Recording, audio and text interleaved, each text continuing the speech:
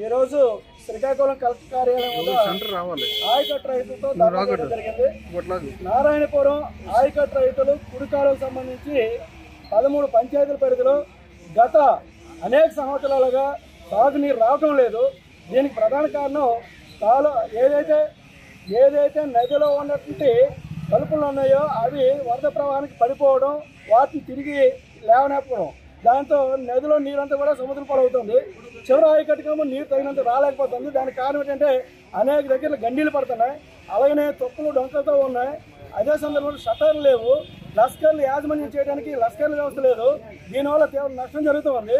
దీనికి సంబంధించి అనేక సందర్భాల్లో మేము చెప్పడం జరుగుతూ వచ్చింది.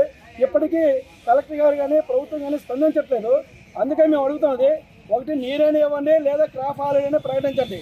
రైతులు వేల రూపాయలు ఇప్పటికే పెట్టుబడి పెట్టన్నారు. ఆ పెట్టుబడులన్నీ కూడా ఆకాశం వైపు ఎదురు చూస్తున్నాయి, వర్షాలు లేక, ఇటు సాగునీరు రాక. కాలువ ఆయకట్టు రైతులు కూడా వర్షాల కోసం ఎదురు చూస్తున్న దౌర్భాగ్య పరిస్థితి మన జిల్లాలో ఉంది. అందుకనే మేము అడుగుతున్నాం, ఒకటి క్రాప్ హాలిడే ప్రకటించండి, పరిహారం ఇవ్వండి, లేదా నీరైనా చక్కగా ఇవ్వాలి. దానికి సంబంధించి లస్కర్ల వ్యవస్థ తక్షణం సీజనల్ లస్కర్లను ఏర్పాటు చేయాలనేది ఒకటి డిమాండ్. దీని మీద ఆంధ్రప్రదేశ్ రైతు సంఘం తరఫున అవసరం వస్తే మరొక దఫా ఆలోచించిన తర్వాత ప్రభుత్వ స్పందన బట్టి నిరాహార దీక్షకి నిరోధక కార్యక్రమాలైనా చేయడానికి వెనుకాడమని చెప్పి తెలియజేసుకుంటున్నాం.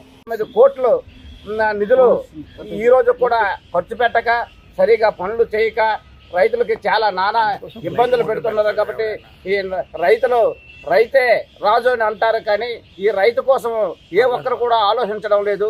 ఈ దౌర్భాగ్యమైన పరిస్థితి, రైతులు అందరం కూడా నష్టపోతున్నాము. మరి ఈ నీరు ఇవ్వలేని పరిస్థితిలో ఉంటే మరి క్రాప్ హాలిడే అనేది ప్రకటించి మరి రైతులకి, ఈ నష్టపోయిన రైతులకి నష్టపరిహారం ఇచ్చే విధంగా ప్రభుత్వం స్పందించి తగు చర్యలు తీసుకోమని ఇందు మూలంగా చూస్తున్నాం. నీరు ఇస్తారా లేదా క్రాప్ హాలిడే ప్రకటిస్తారా?